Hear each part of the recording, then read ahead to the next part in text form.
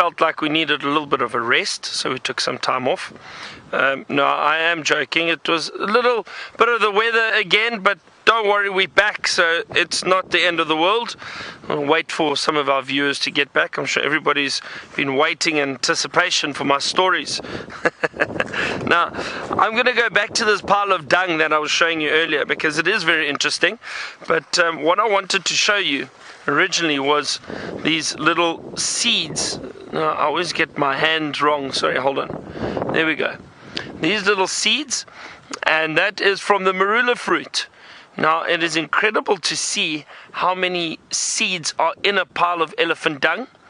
I just, off the top of my hand, I can see about 20 or 30 of them. In here, and there's probably plenty buried underneath. Now, they're all over here. Now, another interesting thing in this pile of dung is this little hole just over here. Have a look at that. Can you see that? Now, this would have been from a dung beetle. Now, this is a fairly old piece of dung, or pile of dung rather. So what would have happened is the dung beetle. Now, we've got three groups of dung beetles. Firstly, we've got the rollers, burrowers and dwellers. Now, the rollers are the ones that we are all used to seeing. They roll the dung away and they go and bury it somewhere and they feed on the dung. Then, of course, how's the sun? Sorry. Then, of course, we've got the dwellers, which are dung beetles, which basically just sit or live on the dung pile and feed on the dung. And then we've got burrowers, which basically burrow directly underneath the pile of dung. And that hole over there is from a burrower. So they burrow down under the ground, and what's happened is the dung beetles hatched, come out, it grew into an adult and burrowed its way out to feed on dung. Isn't that fascinating? Now, so Michael, the elephants, with a lot of the elephant dung, or with the marula fruit, they digest a little bit of them, but not all of them. Some of them pass straight through completely whole.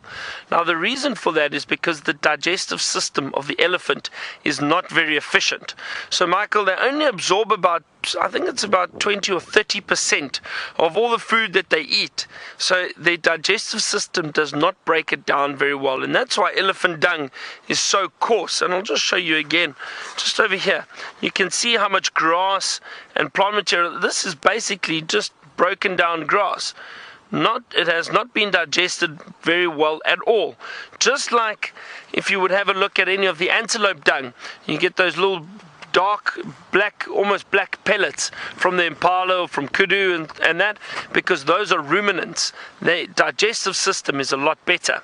So it breaks down the food and breaks down all the vegetation very, very well. They get all the nutrients they can out of it. But that is why one of the reasons why elephant feed constantly is because they need a lot of food, because they don't get a lot of nutrients from their food. So they're constantly feeding, and a lot of food just passes straight through, just like the marula fruit.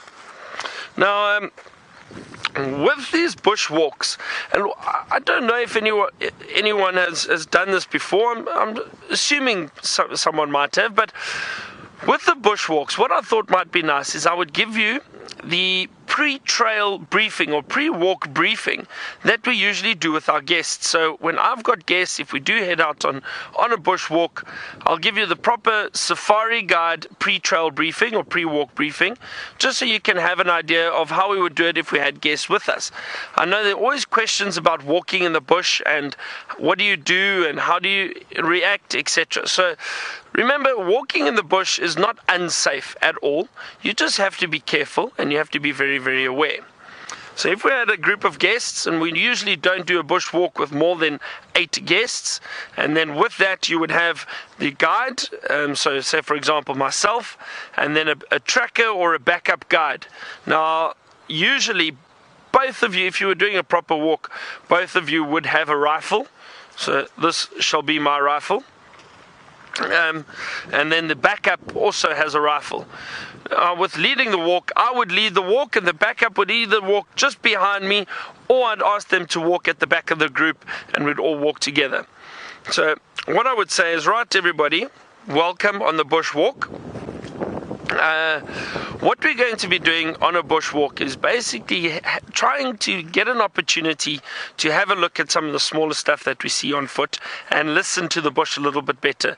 We might see things that we miss out on from a vehicle because we probably driving a little bit too quick to see the smaller insects and so on. The idea of a bushwalk is not necessarily to view game on foot, because they do react differently to us and generally move away. But that's not to say that we're not going to see any wildlife. As some of you know, we do often bump into animals. In saying that, there are a few little guidelines that I'd like to give all the guests. So firstly, what we're going to be doing is probably walking in single file. And the reason for that is just because it's easier to follow one another, and you can stick on my path to make sure we don't step on anything while we're walking. So we'll stay in single file, generally about an arm's length apart, so that we are fairly close together. And if I call you into a group, and you don't have that far to walk or that far to go. Now, during a walk, we're also going to keep our voices down, because if we talk too much and we make too much noise, we may alert some of the animals and chase them off. And also we need to listen out if we can't hear any of the animals. While we're walking, if you spot something, if you'd like to get my attention, just use a natural clicking sound, either with your tongue or just snap your fingers. That will get my attention, and I'll turn to you if you've spotted something or if you'd like to ask me anything. What else?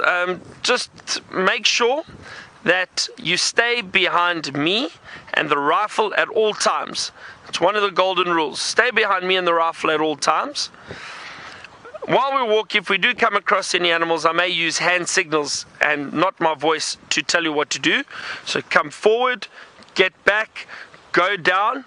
One of the most important ones is just that. It's just a freeze sign. It just means stop in your tracks, look at me, and I'll tell you exactly what to do. And the whole time, please remember to listen to my instructions. I may ask the backup to guide you to a position. Just follow him if we do come across any of the animals. The most important rule, though, is whatever you do, don't run. If we bump into anything, stop, stand still, listen to me, and I'll tell you exactly what to do. And that's it. And then off we go on a walk. And then hopefully we'll find some animals and look at some of the smaller things. So that's a general pre-walk briefing. Usually we do a little bit before. We do a little bit more before we leave camp and check that we've got water, comfortable shoes, hats, sunscreen, all the rest. But when we actually get to do the walk, that's what we do. So hopefully Craig has listened to me and he'll listen to my instructions while we're out on bushwalk. Somebody who probably wouldn't listen to me is out on drive. Let's head over to James and see what he's got.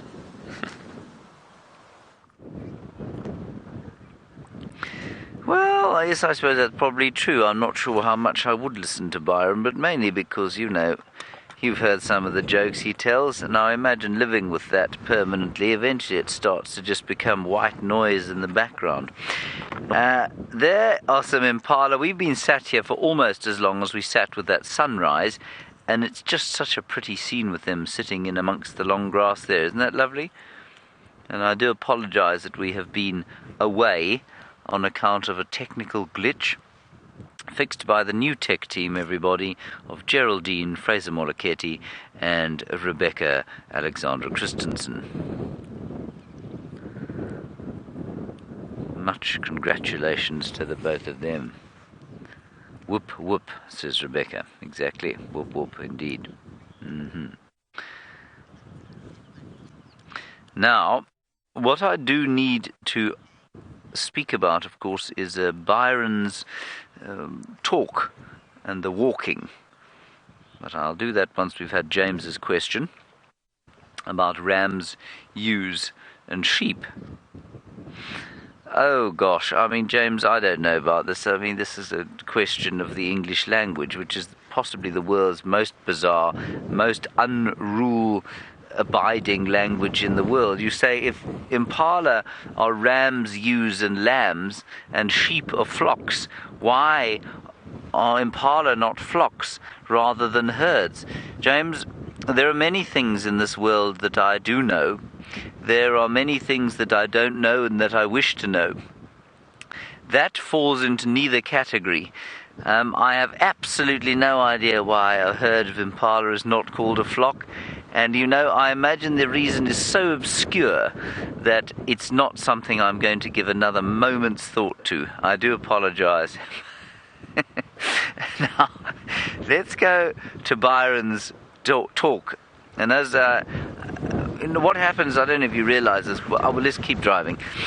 While the other presenters are presenting, the final control will give us a highlights package of what they're saying, so that should something relevant come along that we can join to what they've been talking about, well, then it's quite nice to kind of link up.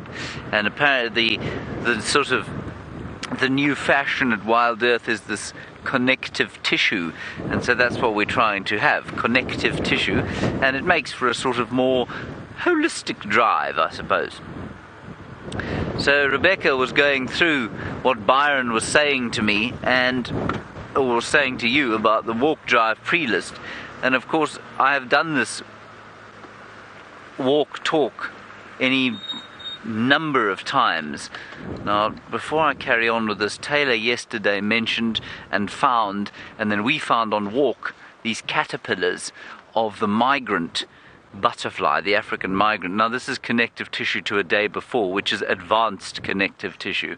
Only the most advanced are able to connect like this. Can you see, David? Can you see them here? Yes. There they are. Now, Taylor said to me yesterday, did you touch them? I said, oh, Taylor, I didn't touch them at all. She said, touch them, they're all rough. And they are. Oh, it's like a sandpaper worm. But you can see how this tree has been entirely denuded of leaves. And it is a senna tree, it's the same monkey pod that Taylor was talking about yesterday. Oh, hang on a second, just while you're looking at the monkey pod and the caterpillar. And there are hundreds of them all over this tree. They're all over here. I'll try and get one off for you, in fact, to show you. No, they're holding on too nicely. This is not something we see very often. Well, we do, but we don't. We don't see them this size. It's a baby brown ivory tree. A baby nkuhuma, from which the Nkuhuma pride gets its name, because the veins on their ears look exactly like the leaves on this tree. That's not true. I don't know why they're called the Nkuhuma pride. They were found under one. I imagine that when people say they were found under an Nkuhuma tree, David, I imagine that the pride wasn't sort of dropped in its entirety in the shade of an Nkuhuma tree. I imagine they'd probably been seen under a number of trees before that stage. Anyway, maybe they had a favourite Nkuhuma tree way back when. It is an old pride. Right, now back to Byron and the pre-walk talk. David said that people used to listen to it, and the answer is absolutely not. People are amazingly poor at listening to things. So you'd go through this long talk about, and the most important thing was, if I put my hand up like this, it means freeze, it means don't move. And then after the first few walks I realized that actually saying that to people is meaningless there, because they just forget it the second you walk out of camp. It's too exciting. So then I would include in the pre-walk talk, I would say, right, when I do that, it means freeze. It does not mean come up and look what I'm looking at, or ask your mate what you think I've seen. It means just stop dead and don't do anything. Then people used to look at me like I was being rude to them, which I suppose by rights I was. But of course it was for their own safety. And that was the one thing that they never used to manage to do. So you'd do that, and because no one was looking at you, they were all talking to their mates, or looking about the place, or watching the sun, or finding a bird, or something like that. They would all, basically you'd have a concertina effect, where I would go like that at the front, and then 10 people would walk straight into the back of me. And the buffalo that I'd spotted would sort of roll his eyes back in his head as if to say, what a bunch of clowns. which of course is what human beings must look like to most of the animals out here, I imagine. Then the other thing is the command, whatever you do, don't run, which of course was the title of a best-selling South African book by little-known authors, well, one of which was me. And it was a command that people, and I was talking to the Herbert about this yesterday, this is also advanced connective tissue, and he said, I think it was Craig asked him, will people always run? And Herbert reckoned that about 1 in 8 people won't run when faced with a situation that they don't understand. So most people will skedaddle. And you hear dreadful stories of walks where, in fact, I'm just trying to remember this great story. It was in Kruger. That's right, it was in Kruger, and a tracker I used to work with was asked to go along as a kind of backup, to help out with the tracking. And he said they saw a rhino, and the rhino bull stood up and looked towards them, or may have even I think it may have come at them. It came at them, and everyone ran, including the guide. Everyone turned tail and ran. John was the only guy, who was our tracker, who was left there standing, clapping his hands at the rhino. Everyone was gone like this. The ranger turned and fired over his shoulder. Now, you cannot hit anything like that. So apparently the guests were gone. No one could find them anywhere. The ranger was firing, loosing rounds over his shoulder. John, by that stage, had taken cover from the flying bullets. The rhino had long since disappeared because it wanted nothing to do with anybody on this walk, and they then had to spend an extended period going to find the guests, all of whom had disappeared into the bushes in various directions. So it really is, walking safaris for me as a guide was a nightmarish thing. I did not enjoy it in the slightest, because you just don't know how people are going to react. And that's not bad. It's not actually a slight on people. It's because people don't know how they're going to react. You don't know how you're going to react in the face of a charging lion if you've never seen one before. You don't know if you'll stand still, because instinct takes over almost entirely.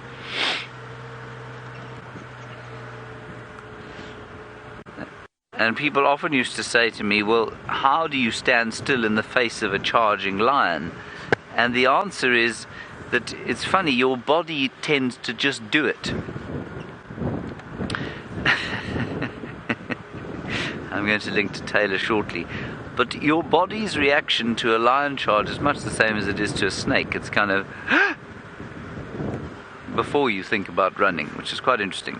Right, now Taylor apparently is connected to us, and according to Rebecca, it's due to quantum physics that she is connected to us. So I'm not sure that that is necessarily the case, although certainly aspects of our connection must be quantum. Let's go and find out how Taylor, the quantum McCurdy, is coping in this wind.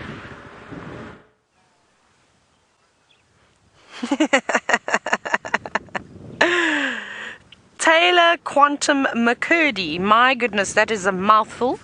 But we've got something else that has a mouthful at the moment, and well, it's a zebra, and they're eating lots and lots of grass. We're on the Arathusa airstrip at the moment.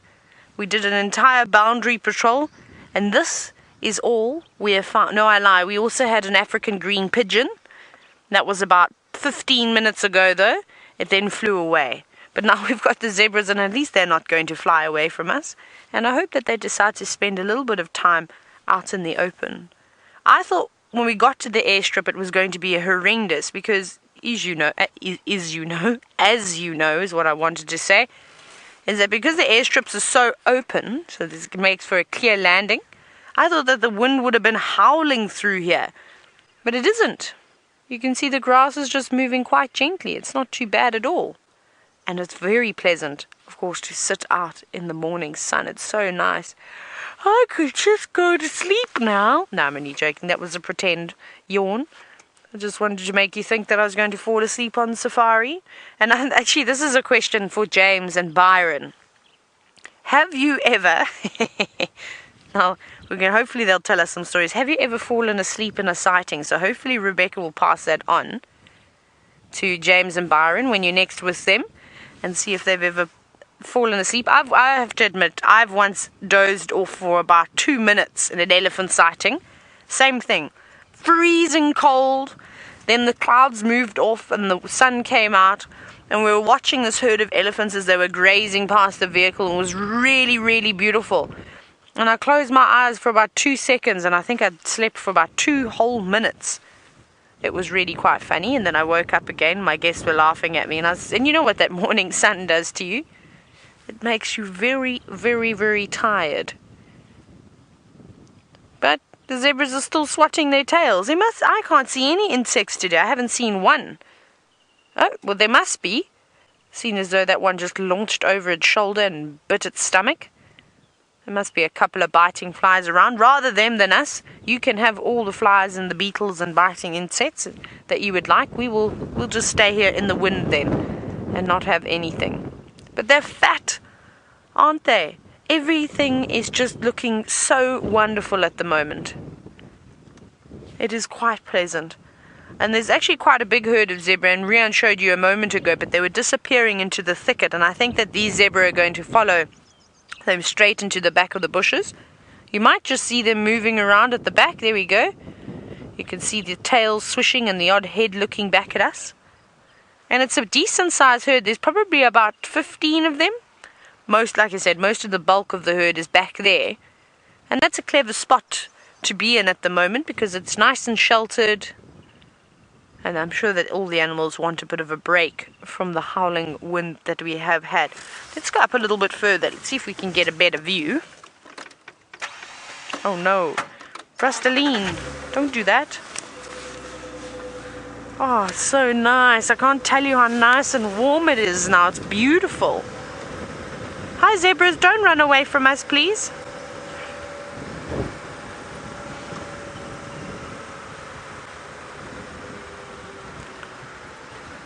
There we go.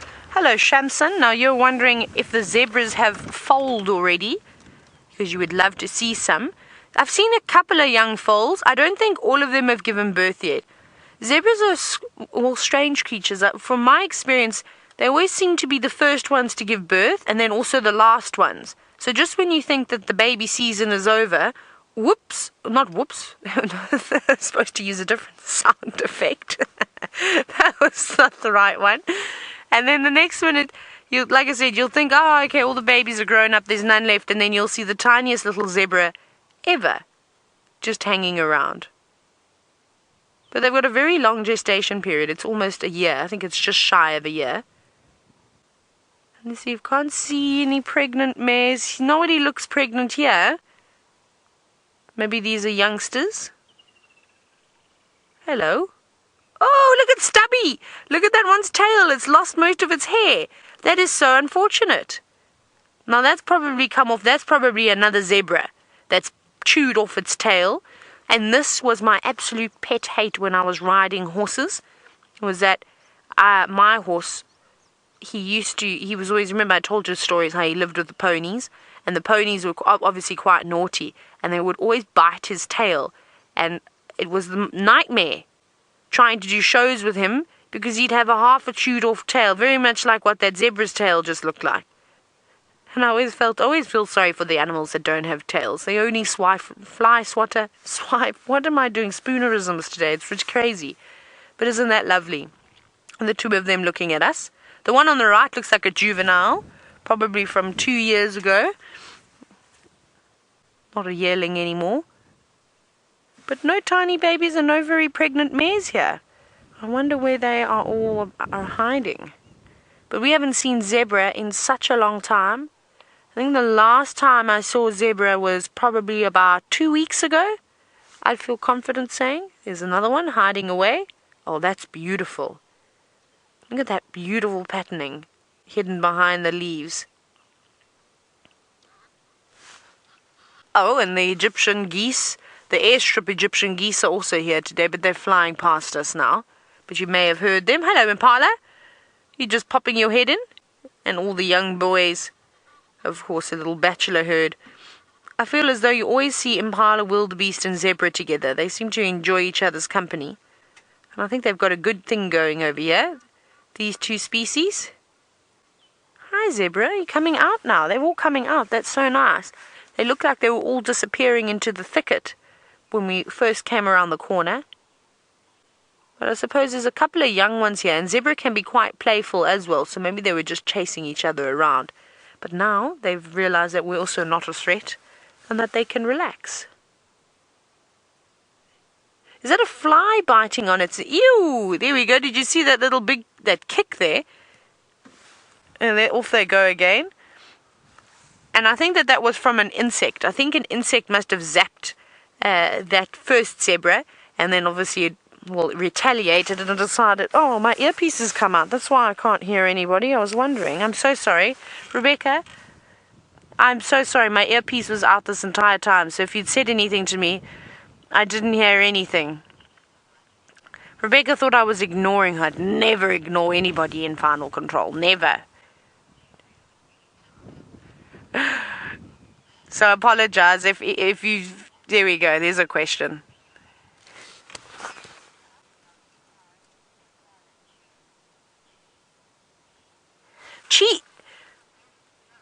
Cheese, please. Thank you for reminding me. David didn't remind me. He's naughty. Remember the other day we were talking about impalas and seeing how often they will chew their cud, and we said we were going to do an experiment. Now, thank you for reminding me. Let's see. But I think we were discussing though when they ruminate, because we can count how many times it chews as it pulls up a piece of grass, but I think the experiment that we wanted to do was to do with the cud, so the partially digested grass. We'll have to find one that's ruminating. Maybe we'll find some that are sitting down. That is such a good idea. I can't believe I forgot about that. I'm so thankful for all of you wonderful viewers. You really do help us with remembering things and all the photos that you send in and all the lovely questions that you ask. We really do love it. So thanks for reminding me. But we'll have to find some impala, though, that are ruminating and not grazing. Otherwise, it's not going to work. But that will be on the agenda for the rest of the morning. Oh, look how happy they are. Heads hidden behind the longest grass. Yes, you are so happy you've got delicious, tasty grass to eat. I don't know if I could say that about grass, though. I don't find it particularly tasty.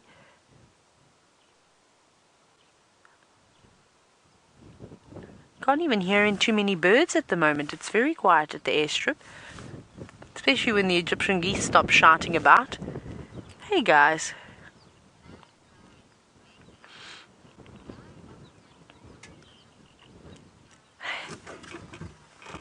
Hello Android Gaming. Now you've noticed that the zebras are you've noticed that the zebra's bodies are shaking furiously like that.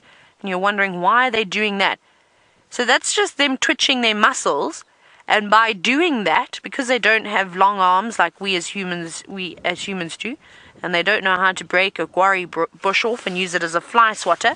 But basically by doing that, by twitching the muscle, if there is a fly or something sitting on them that's perhaps biting them, that should get rid of them.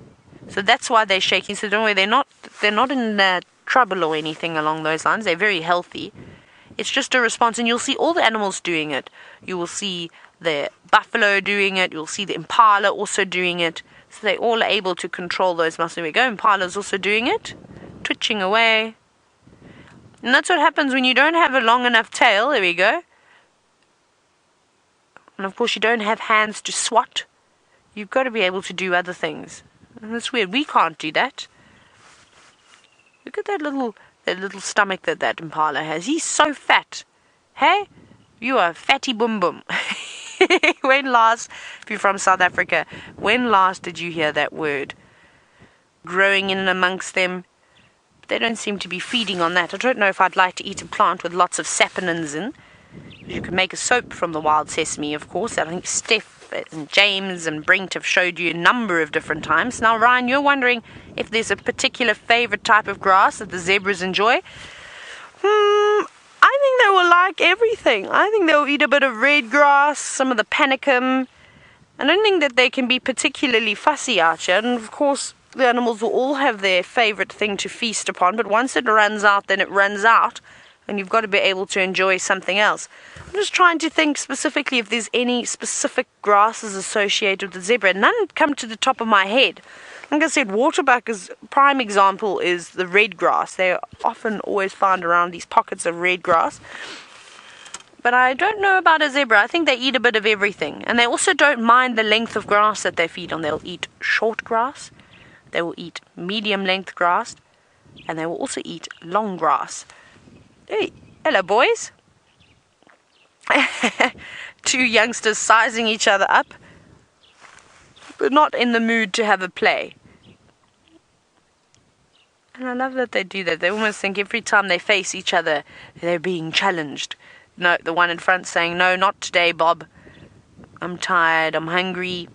We'll play later. And off they go.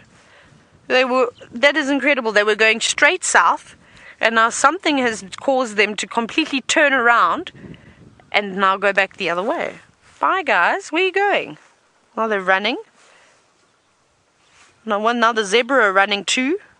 The Impala have started a stampede.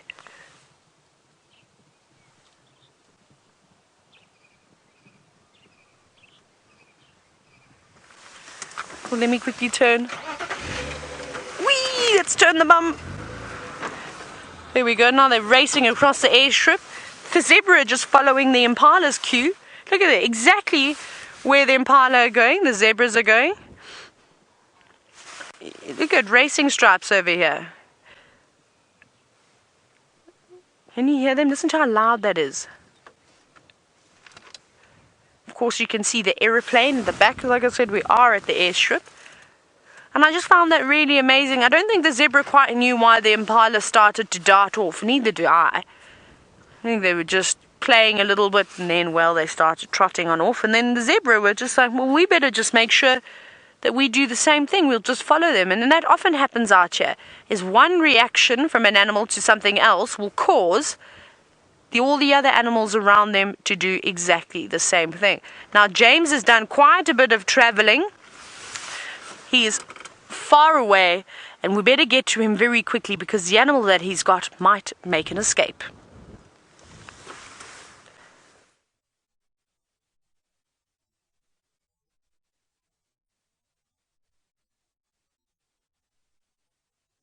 In full charge. It's quite impressive, isn't it, David?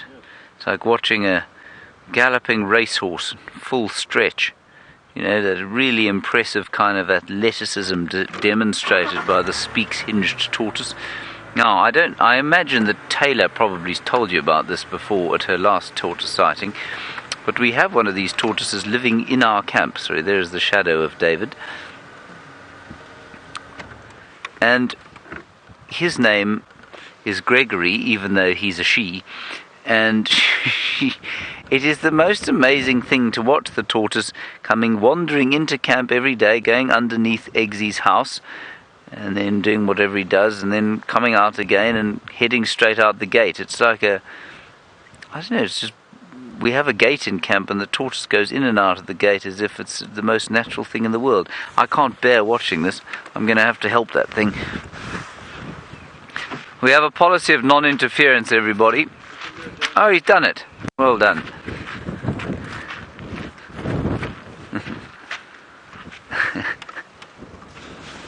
There we go.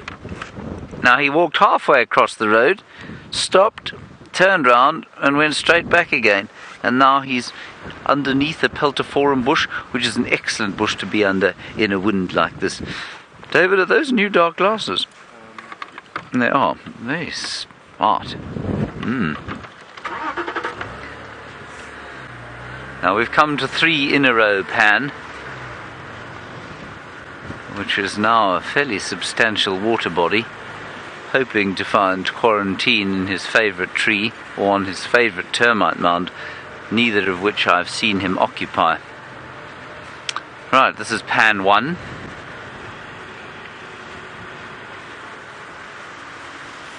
Nothing there.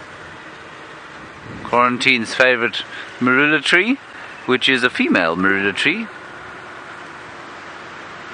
And Rebecca, in the final control, would like to know what my favourite pan is. I think my favourite pan is the pan on Nyala Road South. There's a couple of natural pans there that I like very much. This is pan number 2. Thank you, Rebecca, for asking. This is pan number 3.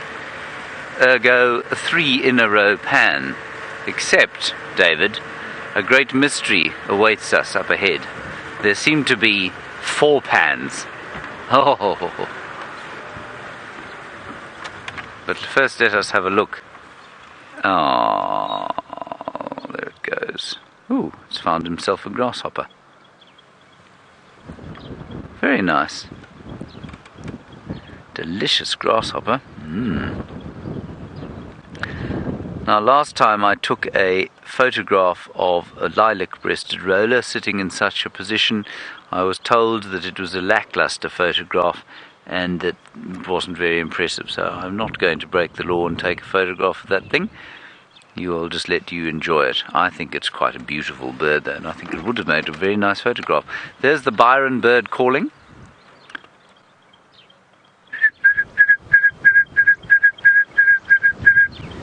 That is the Steeling's wren warbler. And you can ask Byron when you next see him, if you haven't heard the story, as to why it is his bird. I think I can see it. Dave, you see the silver cluster leaf? That's the tallish tree. And then just on the right-hand side, down a bit. No, down quite a long way. Right, left a bit. Right, you see those 2 trunks in the middle of the frame? Go straight in there and up and left, up and right. There. That's him. No, it isn't him. That's a bunting. It isn't a bunting either. You know what that is, everyone? That is a female paradise Whydah. I will show you a picture. The paradise Whydah, of course, the male has a long black tail. But you can see that's the female by her little cycling helmet. And it's not a... I know that it's not a bunting because it is not cinnamon-breasted or golden-breasted.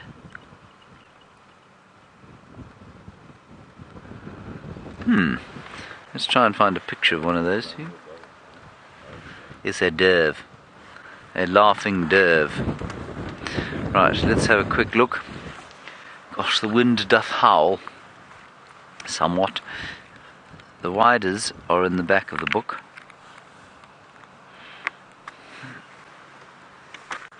There is the eastern paradised Whydah with its long tail.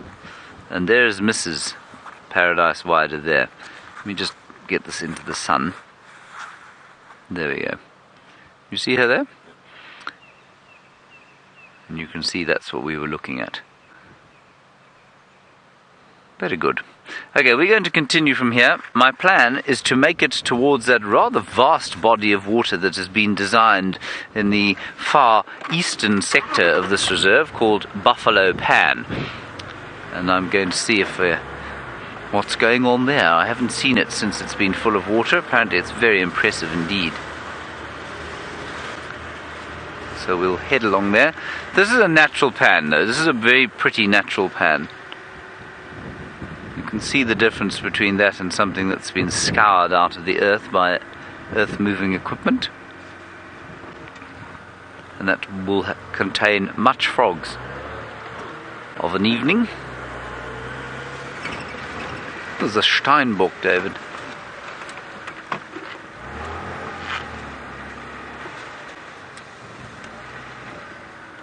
There is a little Steenbok, a little female Steenbok, Frau Steenbok. Guten Tag, Frau Steenbok. Ja, that is right, we are talking to you. I don't know why she's German today, but the word Steenbok is what the Germans used to call the Steenbok, the Steenbok, because a Stein, I think, is a stone in German. Yes. That is what Mrs. Steenbok is confirming by licking her little nose. Good. Yeah, off you go. Eat your grass. We are going to link to Byron now, who wishes to talk to you about the birds that we were looking at earlier. That, of course, was the Steeling's wren warbler, and he is going to make the call for you now. Tick-a-tick, tick-a-tick, tick-a-tick. See you later.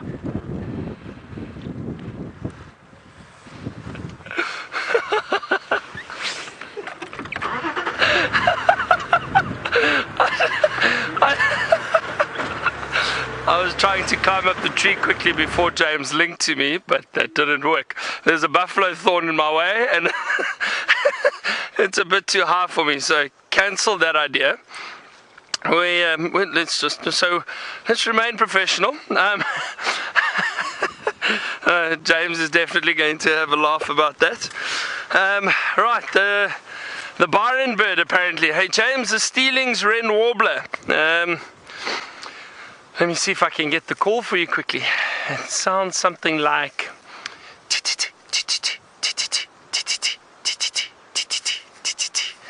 Steeling's wren warbler. There we go. Now what else was I going to talk about? Oh dear, I can't believe it was a lovely tree to climb. If I had a little bit more time, I probably would have got up there. As Craig said, if a buffalo was charging me, as I was saying, as Craig said, if a buffalo was charging me, I'd be in some serious trouble, and I think he's right. Although I think I probably would have made it up the first time if a buffalo was charging me. And Taylor asked earlier if I've ever fallen asleep in a sighting. No, I haven't, Taylor. I haven't. I've had guests fall asleep on my vehicle in a sighting before. I'd like to think it's because of my soothing voice and not because I'm boring. So I've had a guest actually break out into a full snore on the vehicle while there were other guests on the vehicle. I tend to chuckle at quite a few different things, so you can imagine I was in stitches with the guests snoring on the vehicle, but I left them and allowed them to nap.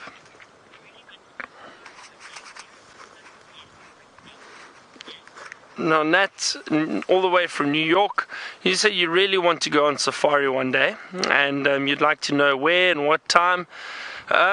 Also, Nat, it's quite difficult. Now, let's say, for example, when guests contact me and I make bookings, there are a few things that you always want to know, and this is important to whoever you decide to book through, agencies, whatever you decide. Think about what you want to see firstly. So most likely you want to try and see the big five, and most of what nature has to offer out here in Africa. So the best places are probably the northeastern part of South Africa, the Kruger area, and as well as Botswana. That's generally the best game viewing for a safari, I find, especially for first timers coming out to Africa and Southern Africa. Obviously East Africa is also very, very beautiful, but it is slightly different. But if you were coming down to South Africa or Southern Africa, the greater Kruger area, and then Botswana is probably the best in my opinion. I also think that time of year, it depends.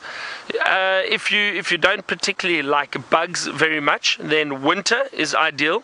Winter is also a lovely time of year because the temperature is much cooler if you don't like the heat very much. The bush is a bit thinner because we haven't had much rain, so it's sometimes a bit easier to spot the animals.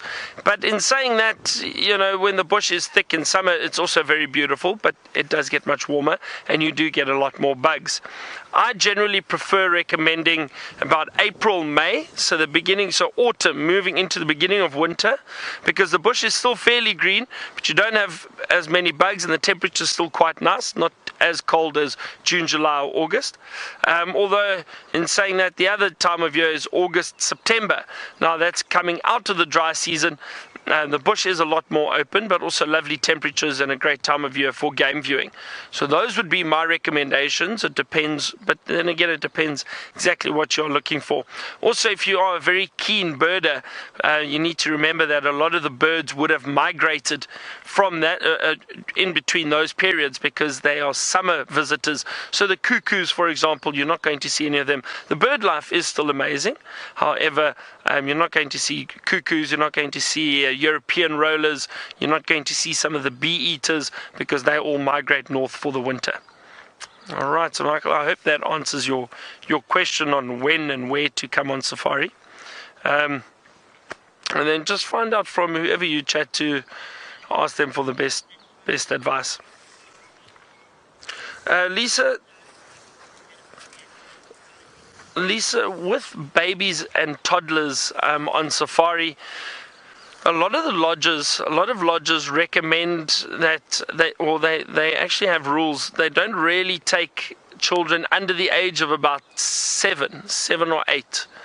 There are some lodges in other areas that will take children younger than that, but they do have to be careful because definitely animals do react to youngsters on vehicles. You'd probably be safe, but I've noticed animals in the past, like leopard and lion, react very quickly to babies crying, and you must understand why. It's a different sound. It's not a sound that they're used to, and it sounds almost like an animal in distress, that wailing sound. So I've seen leopards look up at a vehicle with a baby start crying on it and really have a good look. So you do have to be careful, but it does depend on which area you are in. And like I said, generally also kids younger than 7 or so, they don't really enjoy it as much. You sit on a vehicle for long periods of time, so unless they really are able and willing to sit still for 2 or 3 hours on a car, it can get a little bit boring for young children. So that's also why they recommend from about 7, 8 years old and up. That's usually the best, or even 6 years old probably. Anyway, so we're going to move away from this marula, which I could not climb. I feel disappointed in myself. See what else we can find around here. Just coming out through there. We haven't seen any tracks or any sign of leopard or lion this morning yet, and that's the way it goes sometimes. It's not always easy, and you never guarantee that you're going to find animals out here. Hang on, I thought I saw that beautiful love grass that we've spoken about in the past. One of my favorite little grasses. But it's not. Now, something else I actually wanted to chat about quickly. It was, I know, and I was reading through some of the comments in that after the shows, a lot of people are asking about walking and rifles, and a lot of people are curious as to when you use a rifle, when you need a rifle, and all of that. So let's see if I can clarify that a little bit for all of you. When we're walking as professionals, so as qualified guides and that, if we are walking guests at all times, we would carry a rifle, and that's purely a legal requirement. But also because you've got guests, you don't know if you're going to bump into anything. So you carry a rifle because you are protecting guests from the wildlife. In saying that, though, a professional guide, in my opinion, is somebody that should never need to use his rifle. Yes, accidents do happen in the bush, and you never know what can happen. I mean, the bush and Africa in general is very unpredictable. However, I do believe that you can get yourself out of most situations without the use of a rifle. But in saying that, the rifle is there for last resort in case something happens and you need to use it to protect the guests. That's basically it. Now, when we're walking around like this, usually Herbert is with us and he walks around, he carries the rifle because I'm busy talking and I can't carry the rifle and have a look for animals and talk to the camera. So Herbert actually plays a huge role in the bushwalks because he helps us just keep a look around while I'm busy talking and all my attention is on the camera. But But again, it's just a last resort and just for extra safety. Usually if I'm walking by myself in the bush, I don't carry a rifle. A stick is all I need. I'm happy to walk through the bush like that. And it's, again, as long as you are very careful and respectful of the animals, you should be able to avoid any situation. So I'm very happy walking in the bush by myself without a rifle. And generally I don't use a rifle. But on a walk with guests, yes, then I will carry a rifle.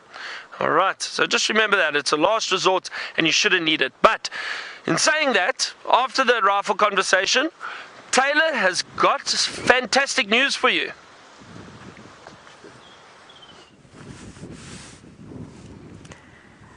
I don't know what the fantastic news is, but we've got zebra, and I'm hoping they're going to, there we go, they're going to play now. Though I suppose this is fantastic. Byron, you must have some form of a telepathic connection with me. And I also have to agree with Byron. I agree with everything that he said, that you should be able to walk in the bush without a rifle.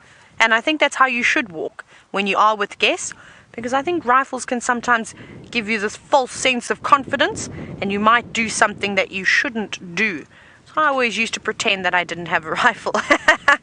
And there's Zebra, who's being hounded by his fellow teammate, and got to the point where he said, no more, I'm just going to kick you. I'm going to pick up the pace though. I want to shoot through. I think they might go and drink from that watering hole. And I'm sure you saw all the little Egyptian geese that were also scattered around here. It doesn't seem like there's just one pair. This is the what am I trying to say? This is the Egyptian geese breeding factory. Hi Impala, sorry, we just need to get around. We just want to watch the zebras have a drink. Don't mind us. Excuse us. Here we go. We'll leave them. They've been on the show a lot this morning. We'll give it to the zebras today. Oh, this is going to be so lovely.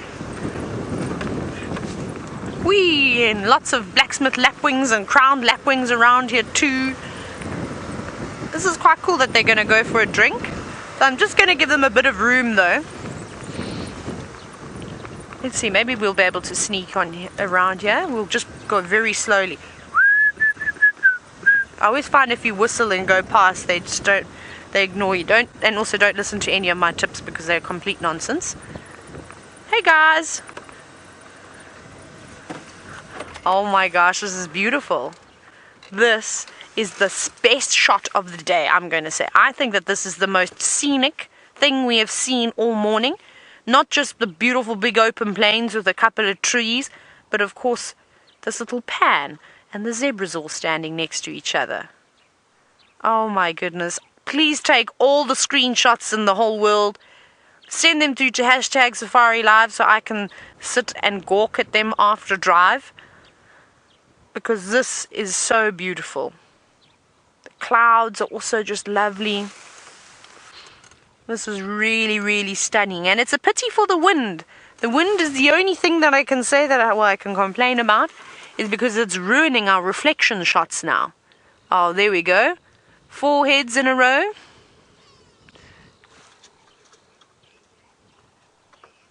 Now, Jeff, you're wondering if zebras are endangered. Not this particular one. The Birchall zebra are not endangered. They are fine.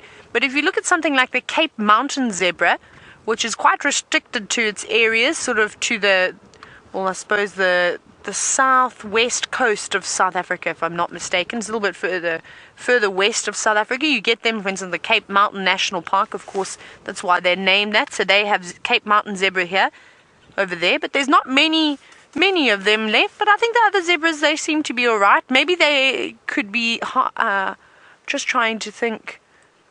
No, I don't think any of them are even vulnerable. I'd have to just check up, though, on what the status would be for the Cape Mountain zebra, but I don't think there's many of them left. Now look at the herd. It's now, they've split up again. Those 5 have gone that way, and then there's 2 that have crossed the road on the other side. I think they're coming for another drink, these ones. What do you think, Rian? Do you think this one is going to come and have a drink here? You can see he's just coming around. Looks like a relatively young zebra too, doesn't it? Both of these two look like juveniles. I'm just sort of gauging that on size. They don't look fully grown just yet. So I think that these are just a couple of years old, probably between 2 and 3 years old.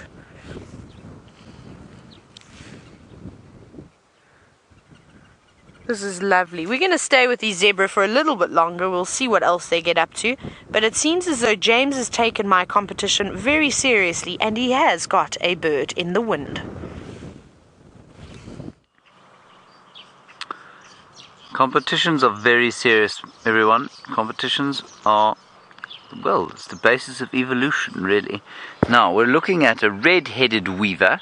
There are another 2 species of weaver in this tree. The red-billed buffalo weaver is one. And then the other is the southern masked weaver. And if we look, the red-headed one's now gone to the far left, but you can hear the swizzling calls of the southern masked. And we've seen so few of them this year, or last year. I'm just trying to find one for you now. That's a...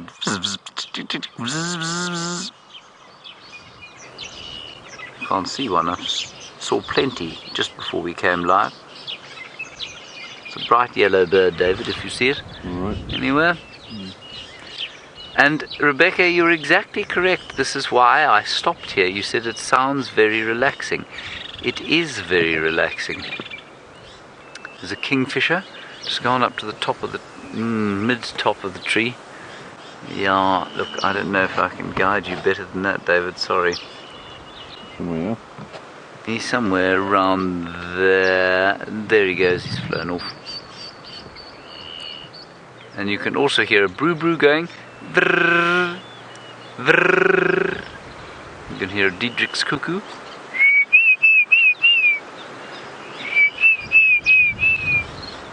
Come on, we need to show you one southern masked weaver. Bright yellow bird with a black head, or black mask if you like, and red eyes. Now, the only sad thing about this dam is that that tree is going to die. It's going to drown. Now, Fuzzman Sparklies, you want to know about the chances of darters and cormorants in a waterhole like this? Yeah, look, it's possible. I don't think it's deep though. You see, I think it's fairly flat and long. It's possible, yeah, at some stage. I just haven't, you know, the places in the Sabi Sand that I've seen darters and cormorants, I mean, we've seen cormorants at Buffelshoek Dam when it was full. We've seen, I don't know that I've ever seen a darter there, but down in the south, next to the rivers, so next to the Sand River, which is a sort of perennial river, there are pans and there are dams, much like this, where the landowners pump water or just make dams. And there you tend, because you've got the more permanent water of the river, you do tend to have darters and cormorants and that sort of thing. But I haven't seen them up here. This looks like good habitat for darters, though, and cormorants, so maybe. Very, very pleasant just sitting here, I must say. It would be quite nice to have a flask of some delicious tasting exotic coffee and perhaps a, I don't know, a takeaway bacon and egg roll, something like that. Wouldn't that be nice, David? Mm.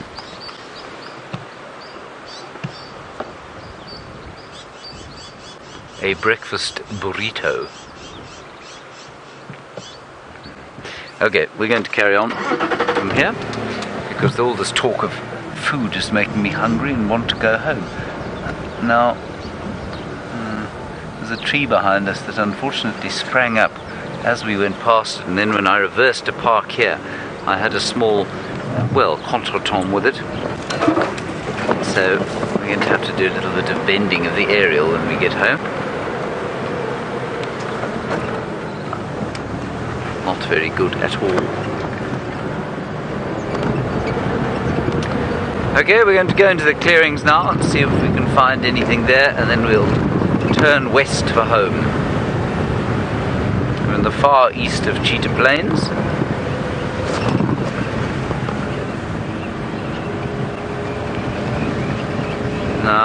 There was a command for you, David, from the final control that went something like this. I don't know what that meant.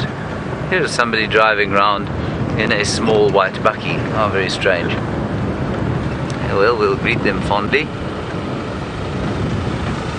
Hello, how's it going? Good morning, how are you doing? Good, how's it going? I'm Jan. How do you do? Hello, Jan. Nice to meet you. gonna go look at buffet. Very nice. Cheers. Enjoy.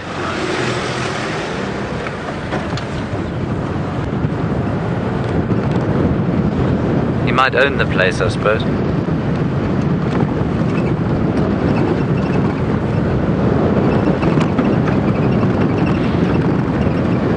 Righty. Nothing going on in here. Ah, I think I got a communication from the final controller that said Byron. So I think that means we're going to Byron. No. Yes, James, it is me that you were coming to. Now, I'm not having a look at my legs on purpose, or I am actually doing it on purpose. I'm looking for ticks. I walked through a little tick nest. Look like little pepper ticks, and I think I've managed to get most of them off.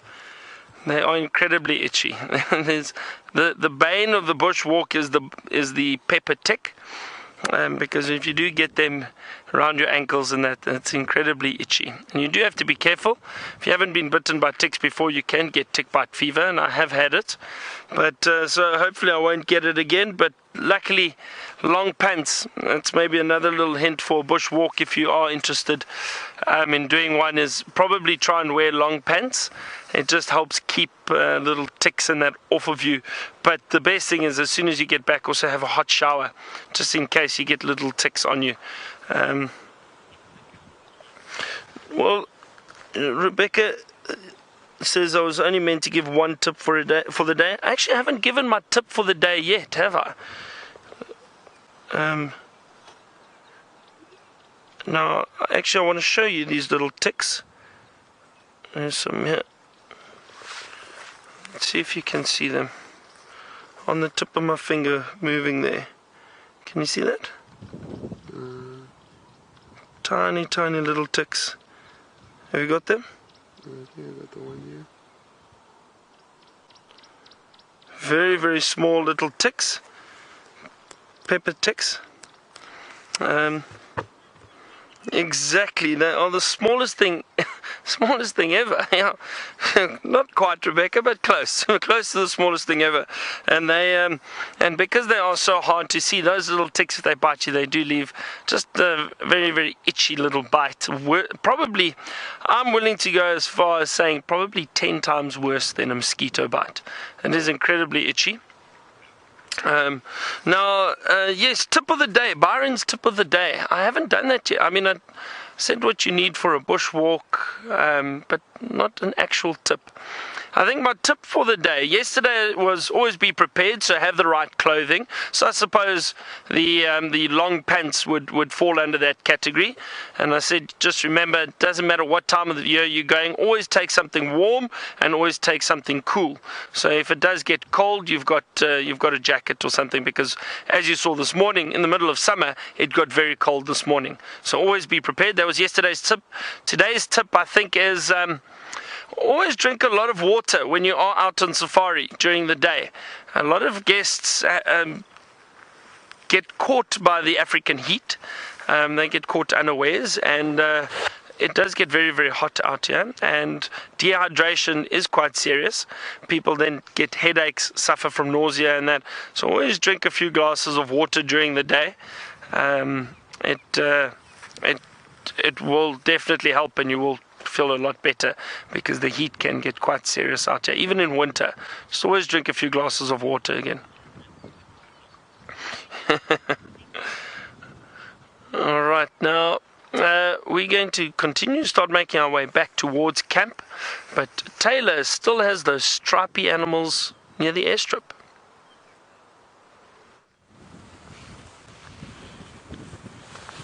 I do still have the horses in pajamas. You're quite right, Byron. And I love your tip of the day. That is fantastic. What good advice you have given to the wonderful people who are watching us to stay hydrated, which is exactly what we saw the zebras doing too. But now they're going, and bye-bye, Impala. They don't want to hang around anymore.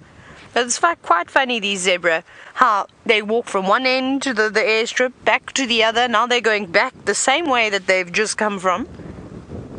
But they're all huddled up. And I love that the social bonds between the various members in a herd. It was always so lovely to see them playing, grooming each other. And it is an animal, if you sit with them for long enough, they'll put on an absolute great show for you, and that's exactly what they've done for us this morning. They're an exceptionally relaxed herd of zebra. I mean, we're not far from them at all, and they don't seem to mind us moving around too much. I think that they can see us as well. It's nice and open. I think if we were in a thicket, they probably would have bolted away from us. But we're lucky today. We're very, very lucky. And it is really nice, though, to spend time with some of the animals, like the zebra and impala.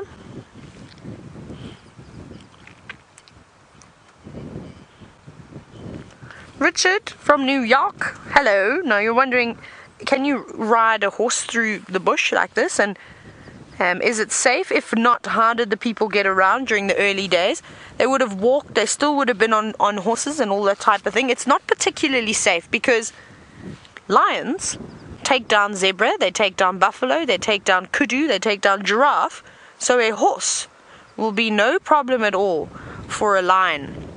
So I haven't been horse riding on a reserve yet, and Rebecca and I are going on holiday together in a week's time, so I think we'll probably try and go horse riding somewhere. So Richard, I'll maybe be able to answer your question next week once I've gone horse riding in the bush. I think I'd be quite nervous though about riding in an area where there are lions, because a horse will get a fright. They might run, and then can you imagine holding onto a horse as it's trying to gallop away from a pride of lions as it chases you? It sounds horrifying. And imagine if you fell off. Oh no. I might be alright, but Rebecca, I don't know. No, I'm just teasing Rebecca. I'm only teasing. No, I don't know. I've actually watched a video the other day about these people that were riding, I think it was in Botswana somewhere, and they were gallivanting, and anyway a lioness started stalking them, and then she charged, and the horse got a fright, and the rider fell off. And how crazy is that? Very scary. He fell off, and now the lion is very close to him. He didn't know what to do, so he just ran, and no one else in the group had realized that he'd fallen off. So not the guide, not anybody. They only just worked out after a couple of minutes. So he just started racing away from this lioness who was only, well, I don't know how far away, probably maybe about 50 or 60 meters away, and that's pretty close. So that must have been a very scary experience, and I don't want to really experience something like that. So I would like to go on a horseback safari on a reserve, maybe a small fenced off reserve that maybe has just got zebra and general game. So the general animals like what we're seeing, zebra, impala, giraffe, maybe rhinos and buffalo, even elephants. I think elephants would watch us, but I don't think that they would necessarily chase us away. But you'd have to keep your distance. But I'm not interested in riding in an area where there are predators. I'm okay with that. But I'd love to. And it must have been quite risky, and I'm sure, unfortunately, a lot of people riding around in the early days would have had some very interesting experiences with prides of lions. Especially if they're starving and hungry, they're not going to say no to something that's passing by. But wasn't that lovely? The zebras gave us such a fantastic day today in the Impala. They were I think they were actually the highlight for me. We're going to move on from them now. We'll let them continue with their day. We won't bother them for too much longer. They've been exceptionally obliging the whole morning. And I've been trying to listen. There's really nothing. I was asking the guards if there were any elephants. There's nothing around today. Everyone is hiding in the bushes where they should be.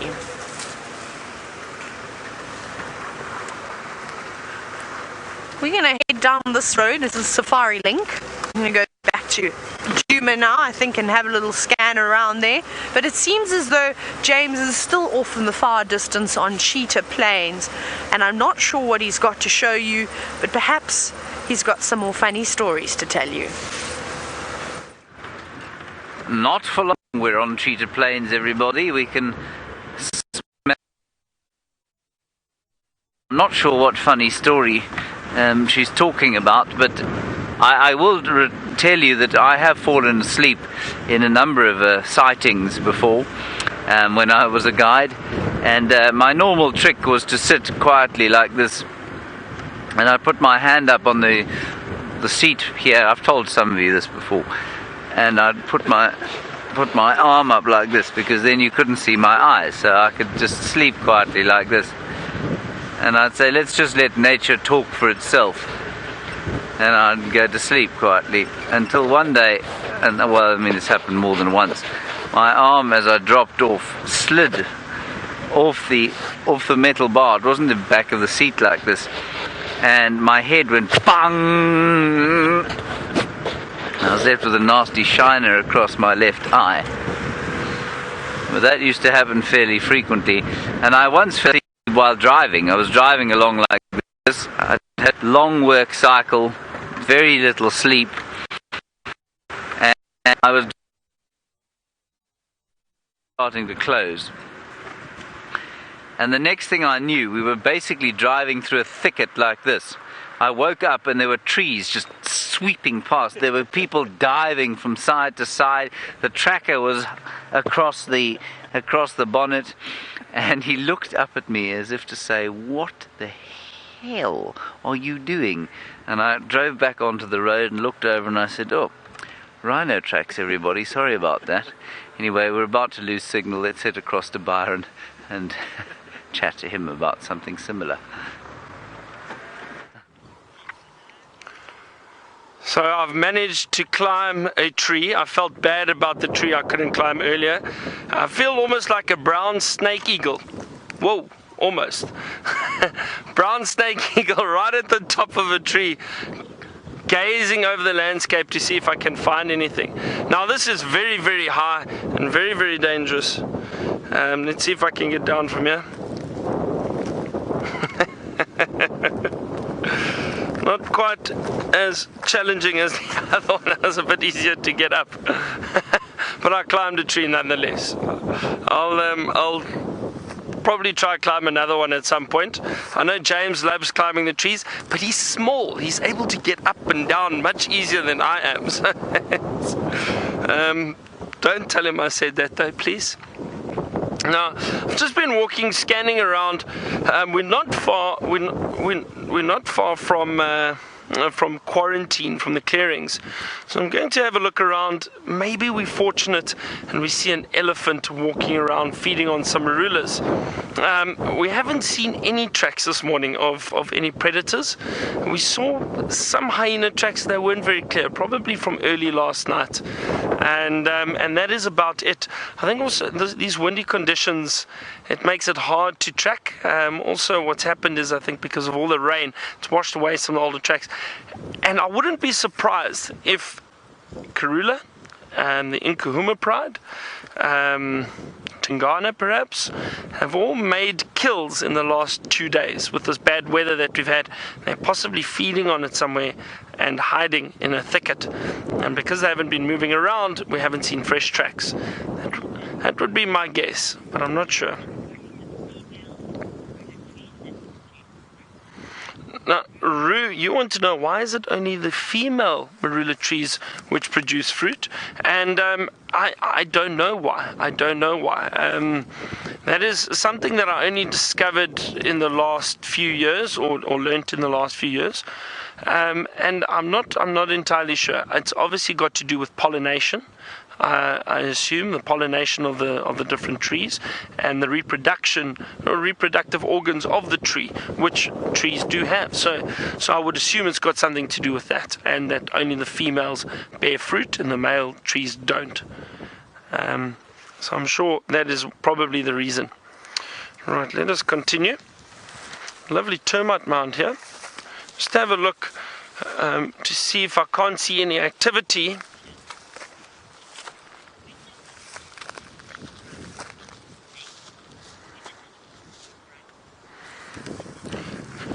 Now, Carl, I've just had a look here. I don't see any activity. This looks like a very old termite mound. Nothing living in here at the moment. But now, Carl, you asked about the marula fruit too. How long does it take the marula fruit to ferment on the ground? And how long does it take the animals to get drunk off of it? Now, please, I cannot stress this enough to all our viewers. Animals do not get drunk on the fruit at all. They do not. That is a myth. It is a complete myth. And unfortunately, there have been some videos going around on YouTube and that of animals getting drunk, African animals getting drunk on the marula fruit. That is not true. A lot of those animals have been darted, and they've been drugged on purpose and filmed and edited. The animals do not. It is impossible for them to get drunk on the fruit. Now, even with the fruit lying on the ground, it probably, I don't think it ferments even when it's on the ground.